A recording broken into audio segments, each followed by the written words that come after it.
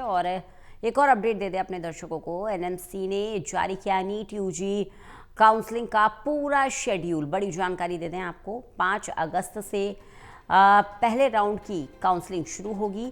6 अगस्त से 13 अगस्त तक आपको चॉइस फिलिंग मिलेगा। बड़ी जानकारी मिल रही है। तो काउंसलिंग सेशन कैसे होगा उसका शेड्यूल जारी हो चुका है।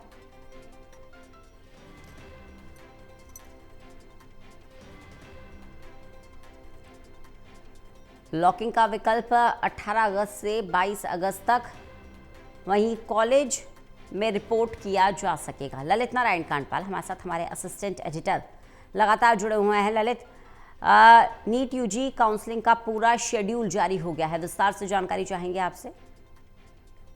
देखिए, नीट यूजी की परीक्षा पहले लीक हुई, उसके बाद हमने देखा कि फिर से वो परीक्षा कराई गई और आखिरकार जल्दी रिजल्ट जारी करने के बाद अब जो है एनएमसी ने, पूरा नेशनल मेडिकल काउंसिल ने इस पूरी नीट प्रोसेस को लेकर एडमिशन की प्रक्रिया शुरू कर दी है। 5 अगस्त से इसका रजिस्ट्रेशन शुरू होने वाला है।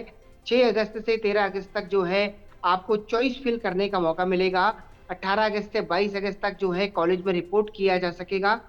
इस बार एक नया प्रावधान किया गया है कि अगर आपको कोई सीट को छोड़ना है या अपग्रेड करना है, तो आप उसे ऑनलाइन तरीके से नहीं कर पाएँगे, बल्कि आपको उसके लिए कॉलेज जाना पड़ेगा।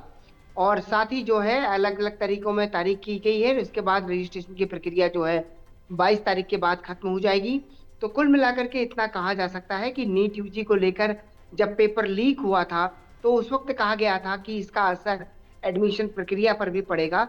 लेकिन जो परीक्षाओं को समयबद्ध तरीके से कराया गया, उसके बाद रिज़ल्ट जारी किया गया, तो उसके बाद ये माना जा रहा है कि अब जो है इससे थोड़ा एक तरीके से समय पर ये चीज़ें लौटी हैं और अब कुल मिलाकर छात्रों को इंतज़ार है कि जल्दी से उन्हें कॉलेज का अलॉटमेंट हो और उसके बाद उनकी मेडिकल की पढ़ाई शुरू हो।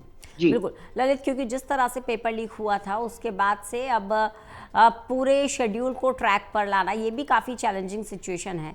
इसलिए स्टेप बाय स्टेप पूरा शेड्यूल जारी किया गया है। जैसे 6 अगस्त से 13 अगस्त तक चॉइस फिलिंग का विकल्प रहेगा, फिर लॉकिंग का विकल्प अलग से रहेगा। इसके अलावा सीट अपग्रेड करने या छोड़ने के लिए भी कैंडिडेट्स के लिए शेड्यूल जारी किया गया है और इसके लिए कॉलेज जाना होगा।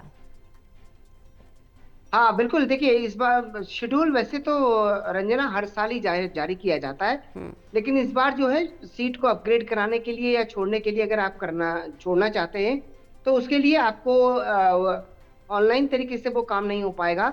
कॉलेज जाने का सिस्टम इस बार रखा गया है।